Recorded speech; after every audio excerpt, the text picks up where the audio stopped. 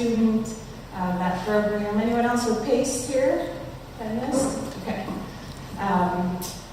And just by a quick way of setting this up, I do want to thank the Mill and Pat East for helping us with logistics here.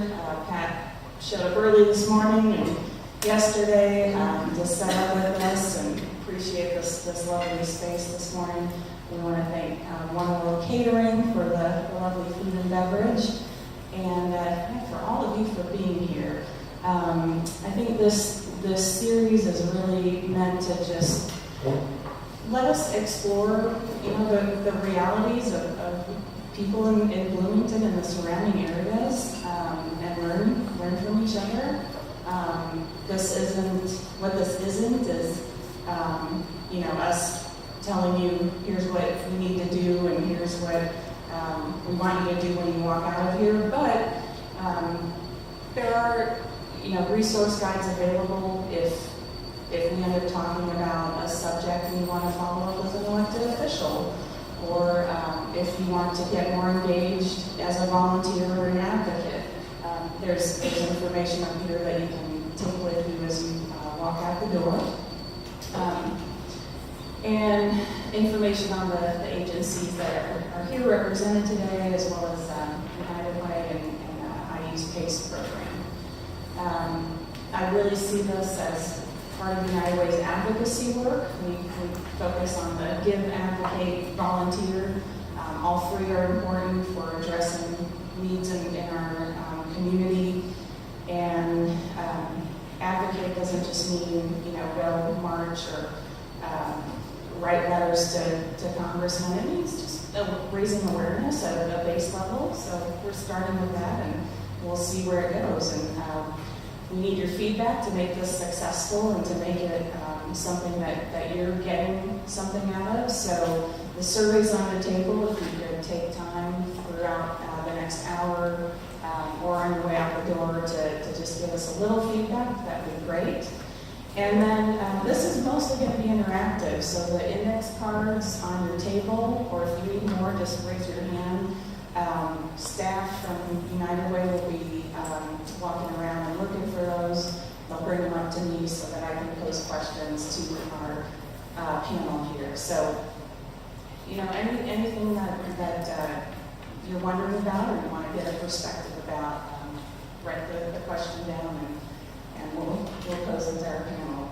And with that, I'll introduce them. In fact, I'll let you mostly introduce yourselves, but we're delighted to have Jonathan Jones with us this morning, who, while you've been a client of Shalom's and resident of Crawford Homes, you're working as an assistant kitchen manager at Phi Delta Theta, as well as working at Shalom. Got Emily Pike, who's the executive director of New Hope for Families, and Reverend Forrest Gilmore, who's the executive director of Shalom in town. So why don't I hand the mic over this way? We will have to pass it around this morning, but if you want to add anything to that, we'll let the panelists have a chance to introduce themselves a little further. Hi, I'm Jonathan Jones. I came to Bloomington 11 years ago, homeless, and just down now, and with the help of Shalom and Centerstone and other agencies, I progressed from being homeless to working at Shalom, working at fraternity. I'm a licensed CHW, which is a community health worker and a certified recovery specialist, thanks to Mr. Manning Centerstone. So without the great agencies in this town, I would not have been able to progress in finance, which is the desire. Hi, I'm Emily Pike. I'm the executive director of New Hope for Families. New Hope is an agency that serves families impacted by homelessness. We do that in a couple of ways. The first is that we provide an emergency shelter. So it's just a place for families to stay when they become homeless. And we also provide an early learning program that provides daycare and early childhood education to children impacted by homelessness. Excuse me. One of the things that sets New Hope apart is that we serve families as they self-define. So in much of the state, much of the country, when families become homeless, women and children go to one shelter and men go to another. And at New Hope, we're really dedicated to the idea of keeping families together. We know that families are homeless for a shorter period of time when they're able to do that. And we know the impacts on children in particular are far less when we can shorten that duration. So that's one of the things we're really dedicated to at New Hope. So that means that we serve single moms, single dads, married couples, unmarried couples, same-sex couples, custodial grandparents, all of those things. And then we launched our early learning program in October of 2015. So that's about 2.5 years old.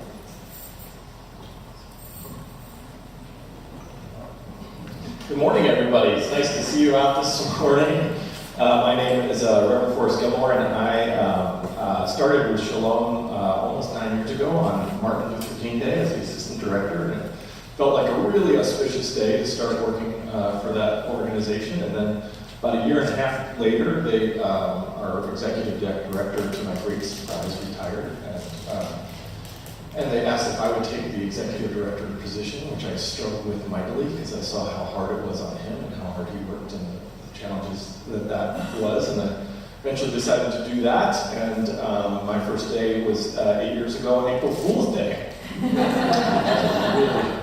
good day to start this work because it's because there's a wonderful, obviously joke about fools of being foolish to take on such hard work, but also there's a sacred tradition of the fool and standing in the margins between the power of the society and those who don't have a voice. So I find great value in that. I'm a Unitarian Universalist minister and served in parish ministry for 10 years before entering the nonprofit world. And working with Shalom, we're a home away from home for people experiencing extreme poverty, especially hunger and homelessness. We kind of have for lack of better words, a soup to nuts kind of approach to homelessness in particular. So right when someone experiences the crisis, the challenge, the struggle, we're there for them. You enter into this space of, my God, what can I do? Where am I? And we meet people there, and then take them through that whole process to where they get back home. Shalom is kind of understood, I think, in some ways as a day center, which is our long history. And one of the things that's really interesting is there's a lot that Shalom does that many people don't know about.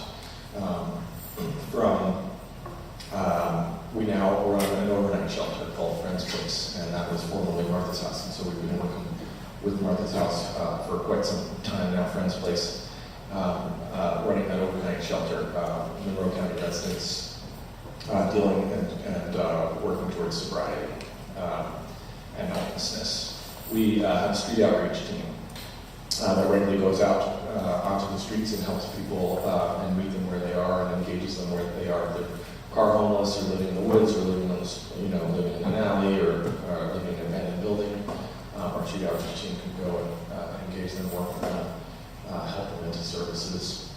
In partnership with a lot of other street outreach teams to Centerstone and the police department with their downtown resource officer program. We also have a number of housing programs, one of which we'll talk about tonight in detail, perhaps with that John is a resident of, but also called Crawford Homes, or Housing First programs, but also a program called Rapid Rehousing, which is specifically targeted for homeless families and helping them move into housing real quickly. And we will partner with New Hope quite a bit on that to help those families move into housing. It's one of those really wonderful community partnerships. Okay.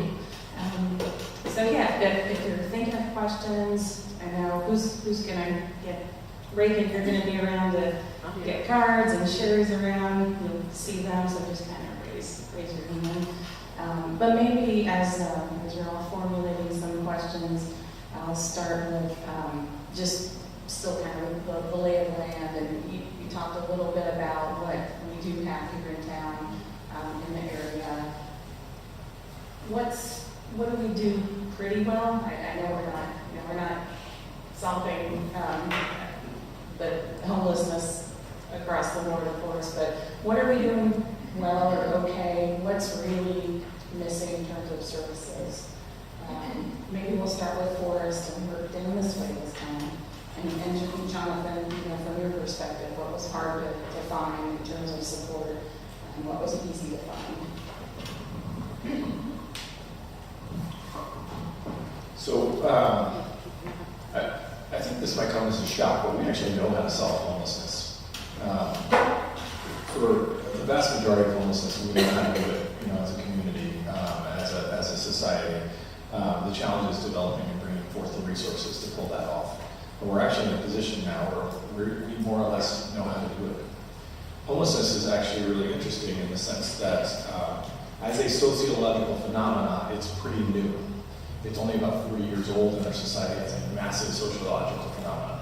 It certainly has been around since the beginning of time, but it spiked dramatically in our society starting around the early 80s. There was really growth and struggle with housing affordability that really began and started to take off at that time, income inequality as well as a shift in how we did mental health services and that impact on people with severe mental illness and our approach to that. And so those two factors, as well as others, have dramatically impacted and spiked our homeless problem as a society. And for much of that history, we did homeless services in a very specific way that was assumed that it was the way you do it, and so much so that it didn't have a name. It was just the way you do homeless services. And now over time we've actually started to realize that's an approach. It's not the way or the only way to do that. So it actually has a name now. So we started calling it housing readiness. And the idea is you become homeless, we help you become ready to be housed, ready to move back into a home. So if you have an addiction, we help you get treatment recovery. If you're unemployment, we help you get a job. If you have a lack of health care, we help you get that. If you need training, we do that. And all of that happens while you're in shelter, while you're homeless, in that space. And then, and some people move out and they do well and they kind of come out of that. But it leaves our most vulnerable people, the people with the greatest challenges, the greatest struggles, it leaves them in a permanent state of homelessness, and we generally call that chronic homelessness. And so there has been another model that's been in existence almost as long as housing readiness, but much quieter, much subtler, which has taken on more and more power and form over time as we realize it's very effective, and we call that housing first. And that's the concept of helping a person into a home first, and then helping them do better from there, helping them with recovery work there, helping them with employment there, in their home. And so that's a whole different kind of engine of an approach to homeless services.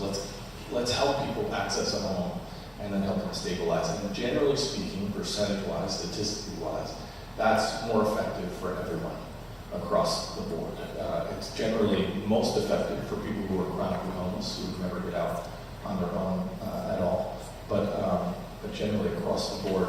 So that's kind of what is missing in my way is I feel like we continue to need to stress that model, stress that approach of housing first, of helping people get back into their homes quickly, and then have the supportive services we need to support them to keep their housing, to maintain stability, to improve their lives while they're in a home.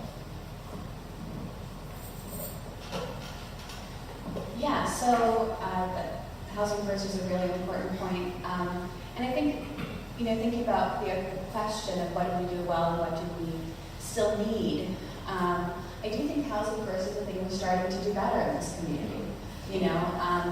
When New Hope opened its doors not quite 8 years ago, we were absolutely following the housing readiness model. And we just honestly didn't know that there was another way to do it. And we saw moderate success rates that were pretty well on par with the average in the state. Somewhere between 50 and 60% of people becoming housed. And then a couple of years ago, we made the shift and we made a change in the way that we decided that we wanted to help families. And we did change to the housing first model. And we really think of that as being sort of based on a couple of things. The first is a voluntary services model, right? Which means families are going to choose what's best for them. Also, we recognize that we're different from a transitional housing program or a permanent supportive housing program. Our median stay last year was 66 days. And we were using a housing readiness model. What that says is you've got 66 days to fix your finances, control whatever substance abuse problem you have, control whatever medical problems you have, any mental health issues that you have, whatever back rent you owe somewhere, all of that stuff. We need you to get that sorted. Also, by the way, you should get a job and find somebody to take care of your 3 little kids while you do that. So you better get started. And we really want people to do that in less than 90 days. And that just doesn't make sense, right? So the voluntary services model really focuses on families know what they need, right? We're going to trust them to tell us what's the most important thing. You can only do one thing at a time, right? You've got to focus on the good stuff. Sometimes I ask people to think about, think about a really difficult time in your life, a time when you were just quite low. Maybe you lost a job, maybe your relationship ended, maybe someone you cared for died, maybe you had a health crisis of your own. And then imagine that I came over to your house and I said, oh, I'm sorry things are so hard right now. I'd really like to help. But I think you should really be vegan, so we're going to focus on that, right? Now, should you be vegan? Probably all should. I don't know. I'm not. We can recognize that it has some great health benefits, right? But we got to focus on the bigger things first. And so sometimes when we say to families, hey, I want you to spend 4 hours a week in this budgeting class, they're saying, gosh, if I had 4 hours a week to spend doing that, I would have done it by now. And I've got to get a house first. And so I would say that that's the thing that we have worked on as a shift, and we've seen it just be dramatically more effective. About 50% more of our families are becoming housed using this model over the past 2 or 3 years, which is really all the evidence that we needed, even in addition to all the actual evidence. And then one of the things that I think we don't do well in this community, I'll say one more thing. One thing that I think we do very well in this community is that we collaborate among agencies to help individuals and families. Forrest just mentioned a couple of collaborations that they have, and we have many as well. But one of the things that I think we're still missing in this community or trying to catch up on is childcare. Because we serve only families, we see that in a really magnified way. We noticed really early on at New Hope that, you would expect about 1 in 4 kids to be, too young for kindergarten. But in practice at New Hope, a little over half are. And that was surprising to us. And of course, as a young agency, we didn't have a great way to determine if that was, anomalous or not. And it turns out it's not at all. You are more likely to experience homelessness in this country in the first year of your life than at any other time. And your second life is before you turn 5. Right? And that really meshed with what we were seeing at New Hope, right? We were seeing family after family who couldn't keep their employment or couldn't find employment because they couldn't have childcare, right? So either they were relying on someone who wasn't reliable, so they were missing work, they couldn't find anybody at all, or in really awful situations, they were relying on something that was even unsafe for a child. And those are heartbreaking situations. It's heartbreaking to watch a parent send their child somewhere they know isn't safe. But the choice is either do that or lose your job and, face homelessness again. So I would say that focusing on that one piece that certainly impacts families in a pretty dramatic way is one thing that we, I think, are working on as a community for sure. But I think it's something that we can do better at.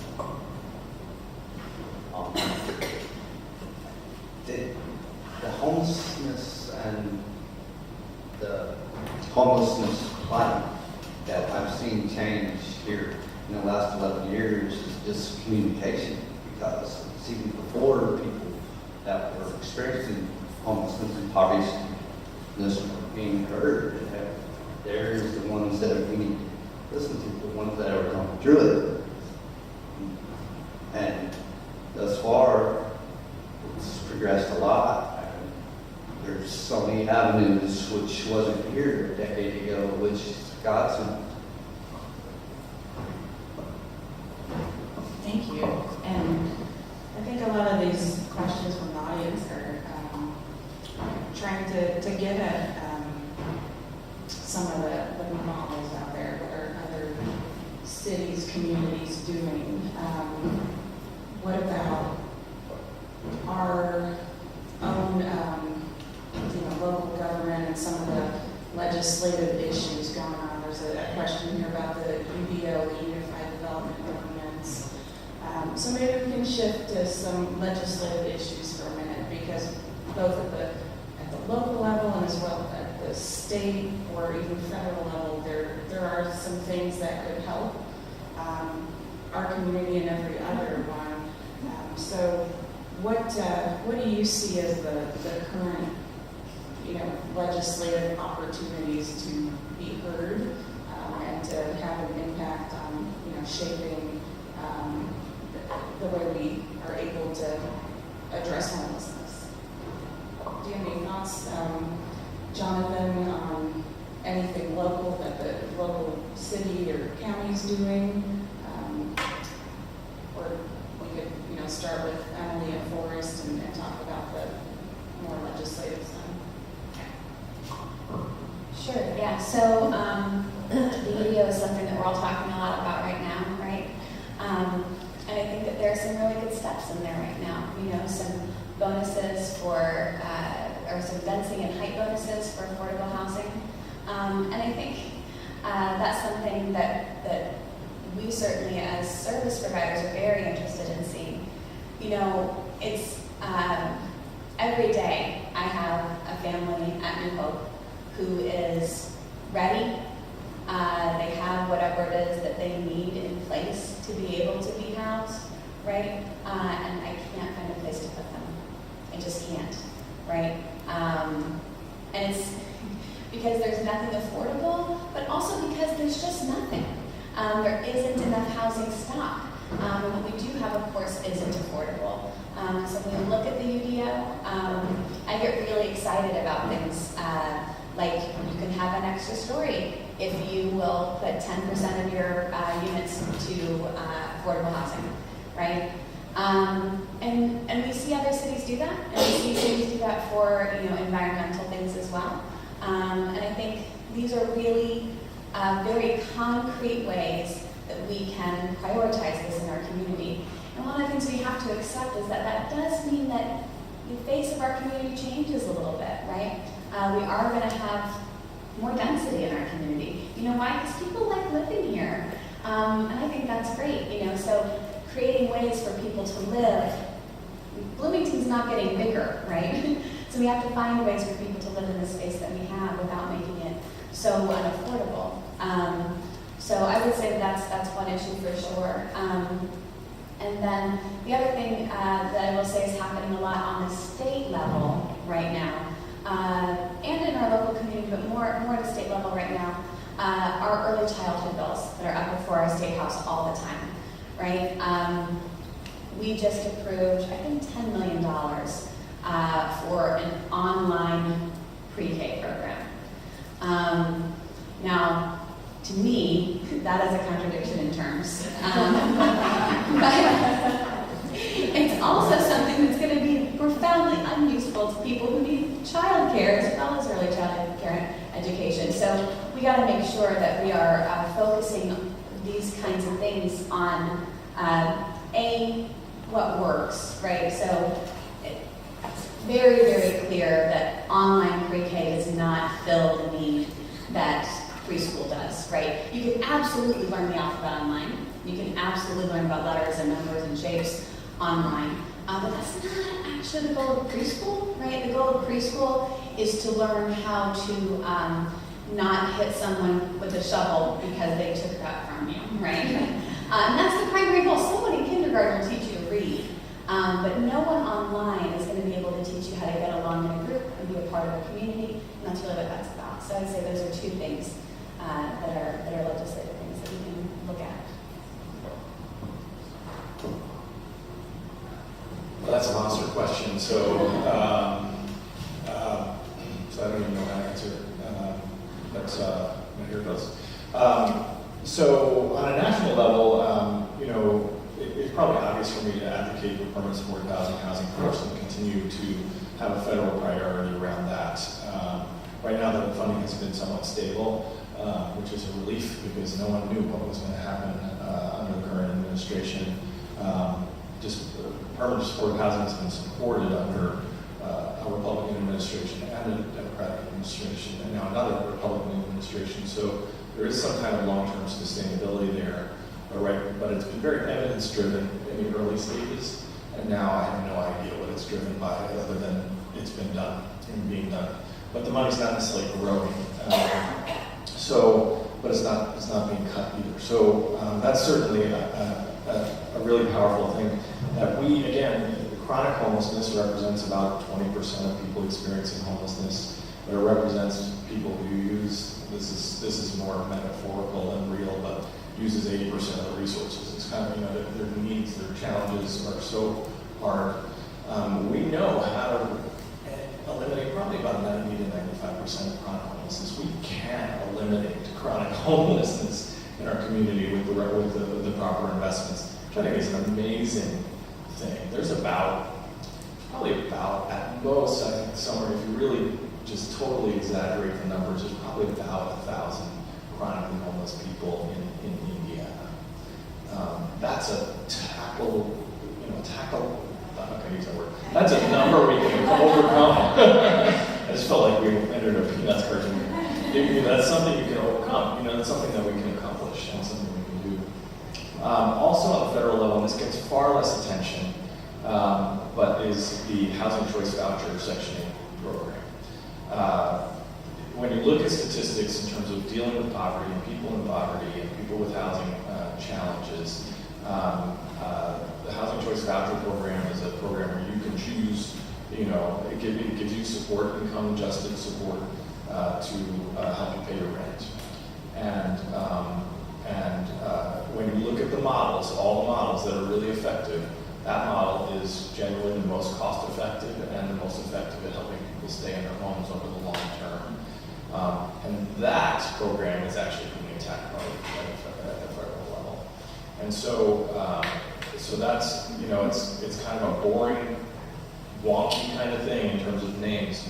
But that's the person who, for the rest of their life has a bad back, but's never going to get to be able to be on disability, that will maybe be able to be a painter, and so he or she or whoever is working 7 months out of the year, and they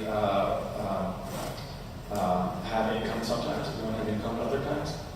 I was just talking to a guy the other day about this, and he said, I'm never going to be rich, but I'm going to be okay. And he just got a Section 8 voucher just a couple weeks ago, and he's like, this is giving me stability.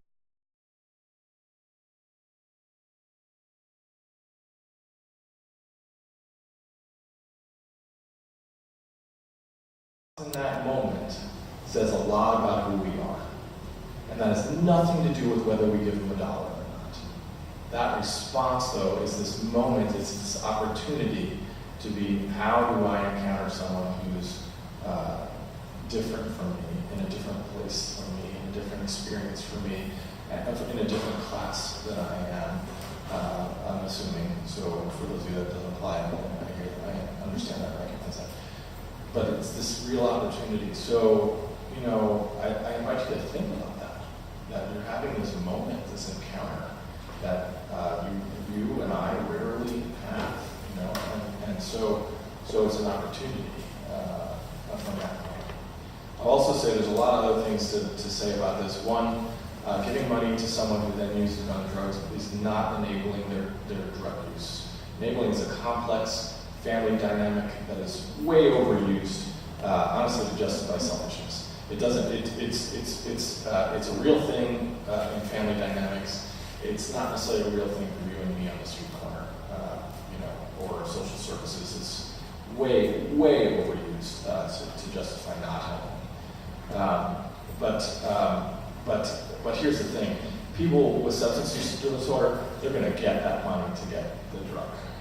They're going to get it one way or another, and they might steal it. They might sell their bodies. They might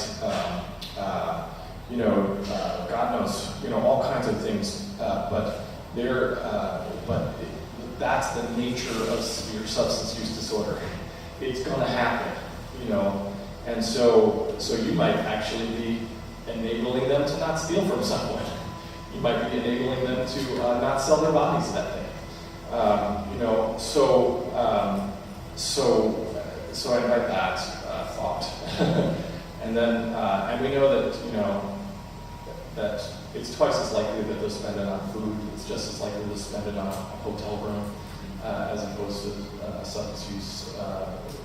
So that, and then lastly, I'll just say the income inequality in our society is so vast, it's so grand, it's so awful that dollar is a speck of economic transfer in the grand injustice of our economic society and how divided we are economically.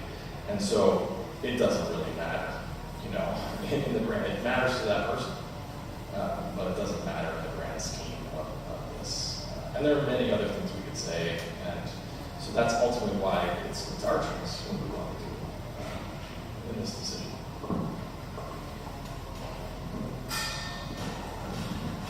Thank you. Thanks for your honesty and openness and bravery sitting up here today. A lot more we could keep talking about, and so I hope you'll come back. May 9th is the next one with our sequence for the legal services. We'll kind of dissect some of the challenges that when you are in poverty are just made even worse, and maybe talk about some ideas or solutions there. But maybe you'll all stick around for a few minutes in case someone has a follow-up question. We can also share these questions with you and maybe send out an email with any follow-up thoughts or links regarding some of the legislative issues that came up. Appreciate it if you fill out this survey and give us some feedback. And then on your way out the door, there are those resource guides for getting more involved. There's one on contacting your elected officials that Pace put together, as well as one with the volunteer networks information, these agencies information, and more. So thank you again for being here today, and thanks for staff and everyone that helped put all this together. I know it's a lot of work for any little thing that we put together, so I appreciate everyone that pitched in. Thank you again.